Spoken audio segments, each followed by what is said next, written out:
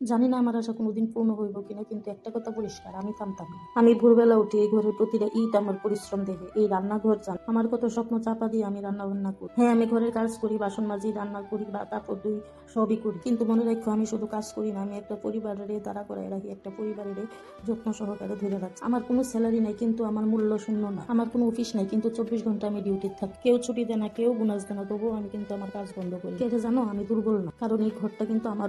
আমার স্বপ্ন হয়তো থেমা রয়েছে, কিন্তু আমার স্বপ্ন এখনো শেষ হয়েছে না। আজকে আমি ঘর সামলাই ঠিকই, কিন্তু কালকে আমি আমার স্বপ্ন সামলাম। আমি কারোর অনুমতির অপেক্ষা করি না, আমি কিন্তু নিজের স্বপ্ন নিজেই তৈরি করব। আজকে যারা ভাবে আরে ওই তো শুধু ঘরের মহিলা, কিন্তু একদিন তারাই দেখবো এই শুধু শব্দটাই সব থেকে বড় ভুল আছে। আমি ভাঙ্গি, কিন্তু আমি ভাঙ্গা পড়ি। আমি কানলেও আমি কোনোদিন হার মানি না। আমার আশা পূর্ণ হইব কিনা আমি জানি না, কিন্তু তারপরও আমি আমার নিজের কোনোদিন হারতে দিতাম না।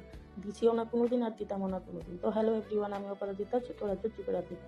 তোমরা যারা এখন পর্যন্ত আমার ভিডিওটা দেখছো, যদি তোমার কাছে মনে হয় যে আমার ভিডিওটা তোমার কাছে ভালো লাগছে, তাহলে অবশ্যই আমার পাশে থাকবো। আর তোমরা এক একটা কমেন্ট আমার কাছে অনেক অনেক মূল্যবান, কারণ তোমরা এক একটা কমেন্ট আমার অনেকটা শক্তি যোগায় এক একটা ভিডিও তৈরি করার লেগে। তো অবশ্যই জানাইও আজকের ভিডিওটা তোমার কাছে কেমন লাগছে। তো দেখো, সকাল থেকে অনেক কাজ করে এলেছি, আর আজকে যেহেতু রবিবার, আজকে কিন্তু অনেকটা তাড়া কাজের।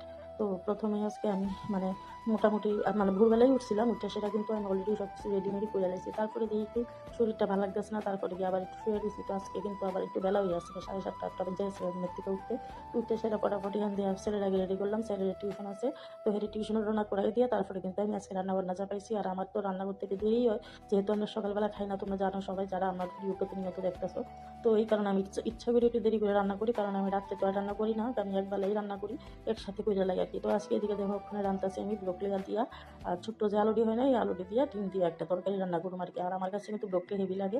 আর যদি আজকের ভিডিওটা তোমাদের কাছে ভালো লাগে, অবশ্যই আমার কমেন্টে জানাইতে ভুলো না।